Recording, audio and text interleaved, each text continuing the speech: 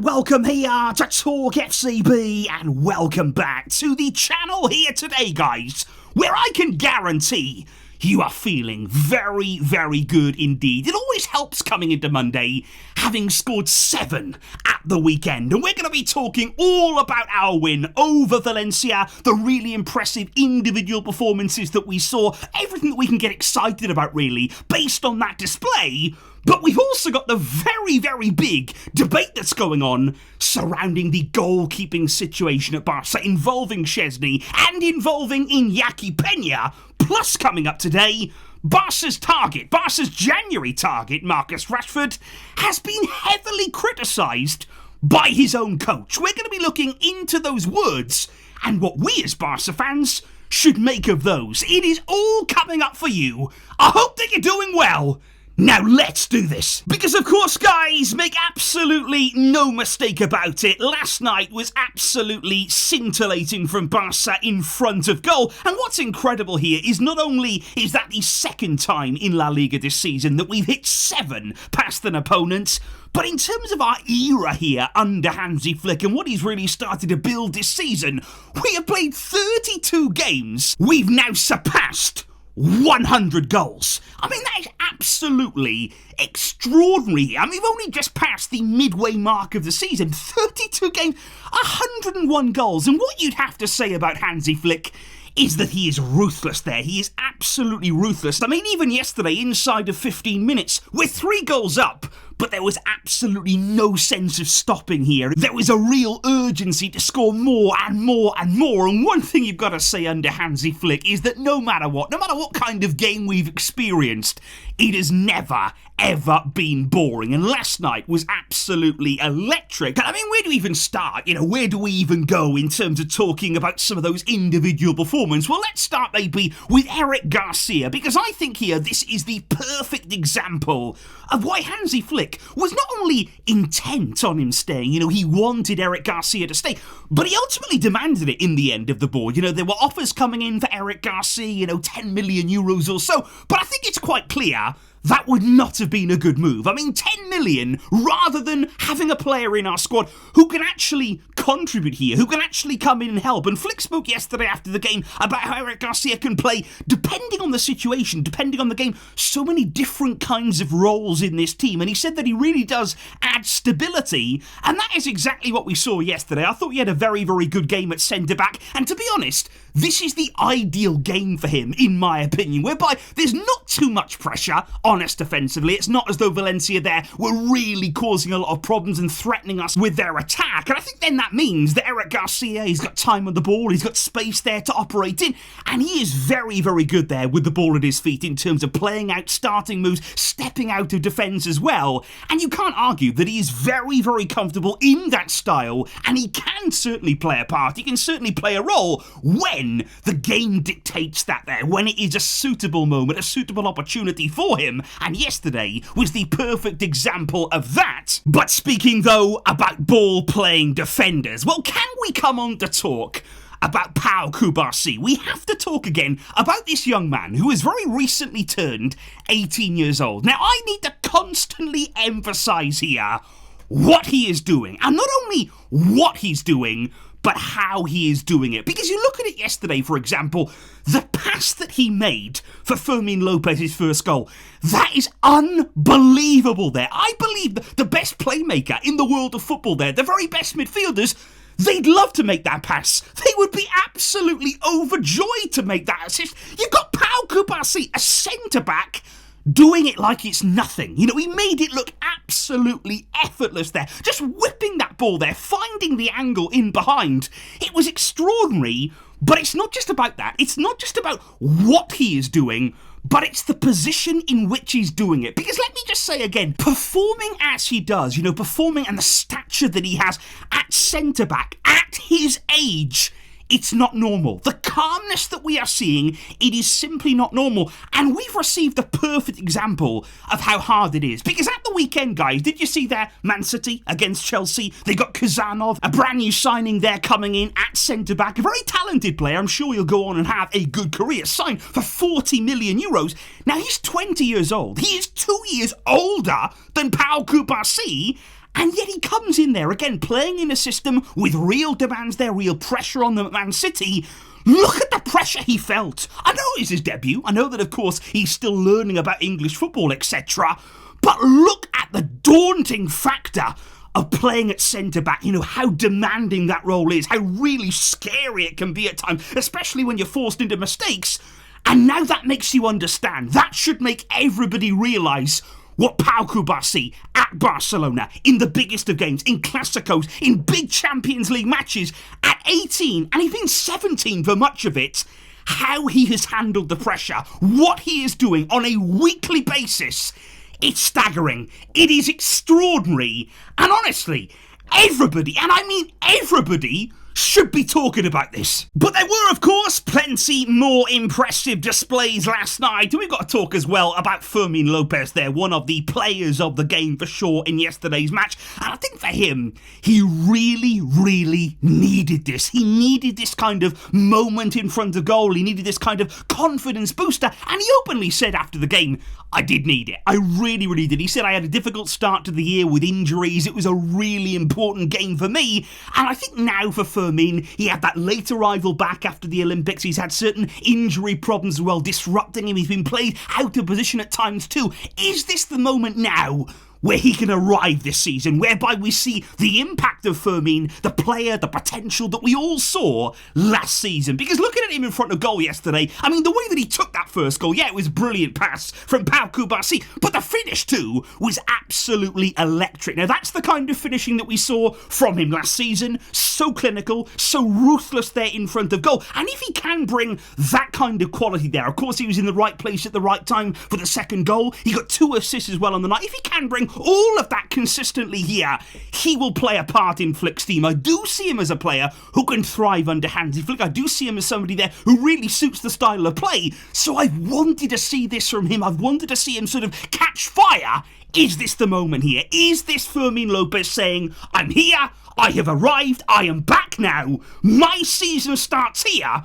Because we know he has quality. We know that he can bring an impact. And at any stage of the game, yesterday he started, but we all know that he can come on, that he can have those cameos whereby he can change a match as well. So there's lots of options there that you can use with Fermin, and a really big and important display from him yesterday. And I thought it was quite extraordinary, actually, to hear after the final whistle there, when Pablo Torres came on for the final exchanges in the game. Well, Flick came out afterwards and said, well, I was actually going to bring Gavi on. I was asking Gavi there to warm up and get ready to come on. He said I spoke with him, but he said no. He actually suggested to me, well, no, bring on Pablo Torres. And he said, I really do love that about Gavi there. I love the personality. I love the selflessness that he has in his play. And I thought that was extraordinary, that Hansi Flick ultimately there basing one of his subs not on his preference, but on what Gavi had actually told him on the bench there, allowing Pablo Torres to have those minutes, which I appreciate. We want to see him getting a little bit more game time. He's had to be very, very patient with it. So Gavi clearly has seen that, clearly has seen Pablo Torres desperately wanting to make his mark, and he was happy enough for him to come on there in the final minutes of the game. So that was something I did not expect to hear.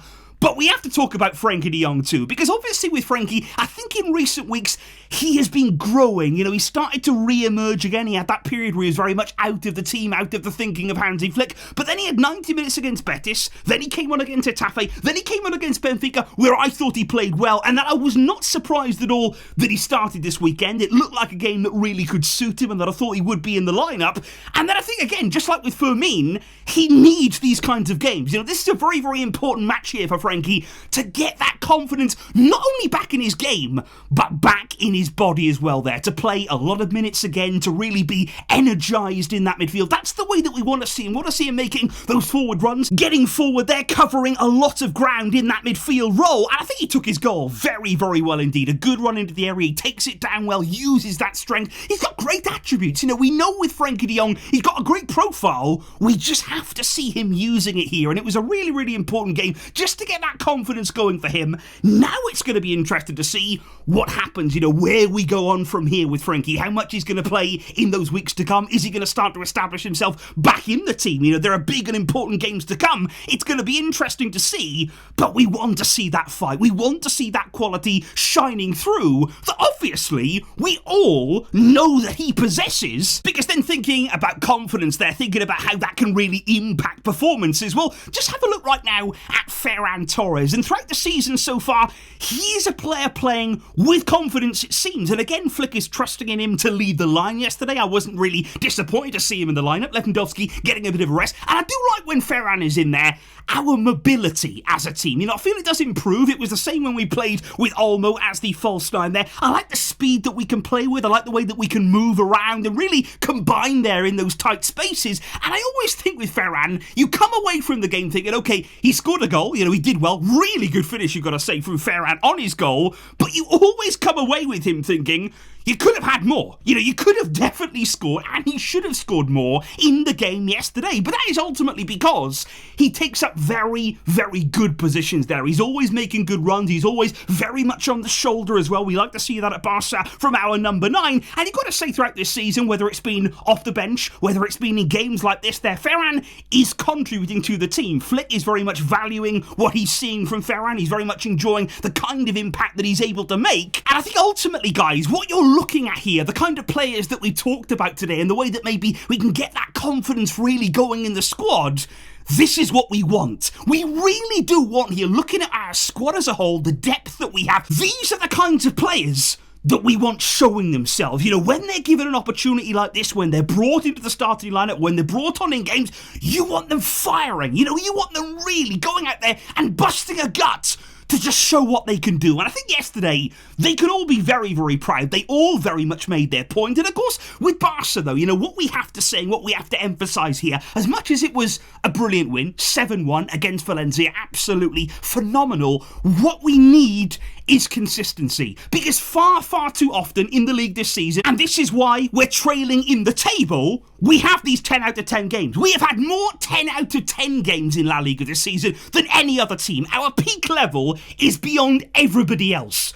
But the problem is, in amongst those 10 out of 10 games, there's a few 5 out of 10. There's a few games there where our level doesn't just drop, it collapses at times. And we have to avoid those real dips. That is very, very important in the league season. That is important there when you're trying to really play with consistency. We've got to keep that base level up because we see what we can do. We know what we can do.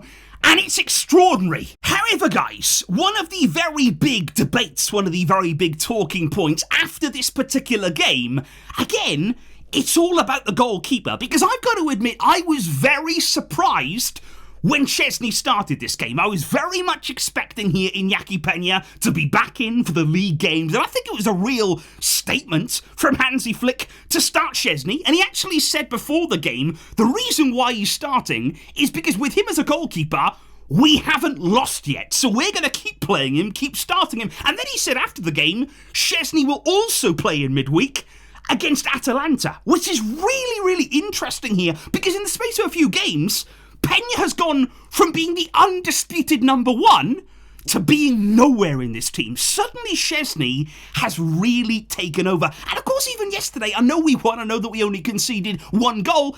There were still a few scares though, wasn't there? I mean, certainly there we were bailed out by VAR. Again, Szczesny flying out of his goal. And I guess I really like the bravery. I do like that he's a goalkeeper, that ultimately he's not scared to come off his line. That's really, really reassuring. But he is still missing there, that little split second that maybe we're trying to recover. And I'm kind of trying to understand here Flick's decision making. Does he feel as though with Szczesny we're getting more leadership, more experience there with the kind of figure that he is in the dressing room, with the young team that we have? Does he feel as though from our goalkeeping position, we need that kind of bravery? We need somebody to stand up no matter what. And maybe there's a feeling that with more and more and more games and minutes here, that Szczesny, those mistakes might get ironed out. Is there a lack of sharpness? Yes, I think there probably is. Does that mean there's a lack of quality? Not necessarily. So maybe Flick is thinking here, the more that I can play Szczesny, the more games that I can give him, we can really tap in to that quality. But I think it's a big decision. I think it's a really bold call from Hansi Flick. And what's interesting about this is that it is his decision. Apparently, there, according to the media, the goalkeeping coach at Barca, he would actually opt for Pena. He believes there that Pena is the more reliable option right now. So Flick there is going above the goalkeeping coach and his advice, and he is making this decision on his own. And Pena apparently is hurting, and I think I can kind of understand that there. I think it will have been a real shock to the system. We know that in the Super Cup, he arrived there very slightly late to training, but I think after that game, he would never have expected now to just lose his place. That's what happened. Apparently, he hasn't actually got an explanation from Hansi Flick yet. It's going to be interesting to see, is the goalkeeping jersey going to change around anymore? But it's all changed around for Pena. Szczesny now is Flick's man. And do you agree with that? Can you get behind that decision? Or can you see where he's coming from? But indeed, guys, in terms of the transfer side of things right now, well, Barca in the final days of the January transfer window here, they are still trying to sign Marcus Rashford. They're still trying to make that deal happen. For instance, yesterday, of course, Ansu Fati, again, didn't come on. He did not appear for a single minute in the game. It's another really strong signal, another really strong sign from Hansi Flick towards the player, who, as of right now, still refuses to leave the club. Well, it's going to be interesting to see what happens, because then you look at what's happening at Man United, and then you've got Ruben Amorim, who's being asked in press conferences, well, why aren't you including Rashford in your squads? And if he doesn't leave, is there a way back into the squad? And I thought his explanation here was interesting and certainly relevant to us Barca fans if we're interested in Rashford, because he said it's always the same reason why you're left out. He said that reason is training. The way I see what a footballer should do. So he said if things don't change, then I won't change. It is the same situation for every player. So Amorim here has a real problem with how Rashford is applying himself in training sessions. He doesn't feel as though he's really putting the work in, putting the effort in to sort of prove himself in those sessions, because then he went on to say, you can actually see it today on the bench. We do miss a bit of pace that Rashford could give us in order to change a game. But he said, I'd rather make that call because I would put Vital, who is Man United's 63-year-old goalkeeping coach, I'd rather put him on the bench than put a player that doesn't give the maximum effort every single day. So those there are massive words from Ruben Amorim. He's basically saying, look, I put a 63-year-old on the bench before I put Rashford on there, with the way that he's training, with the way that he's applying himself under my leadership. So those for me there, they are concerning words. For a player that we are apparently very, very interested in, it's not really what you want to hear about a potential new signing. And of course, Barca's aim would be, well, he might come in and really change under Hansi Flick. Hansi Flick might bring out a different side to him, might really energise him again. Maybe Rashford has basically given up at Man United under Amorim. So Barca here are hoping to really change around his fortunes.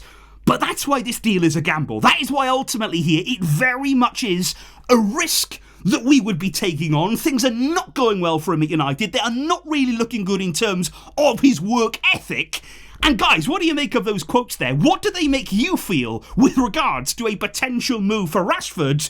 But let me know in the comments down below, right here today, how you are feeling. What did you make of that performance against Valencia? Which players stood out for you? And what do you make of Hansi Flick's decision in the Szczesny and Inaki Pena debate, guys? I will see all of you very, very soon indeed, with lots more coming up. Thank you indeed for watching and for all of your support.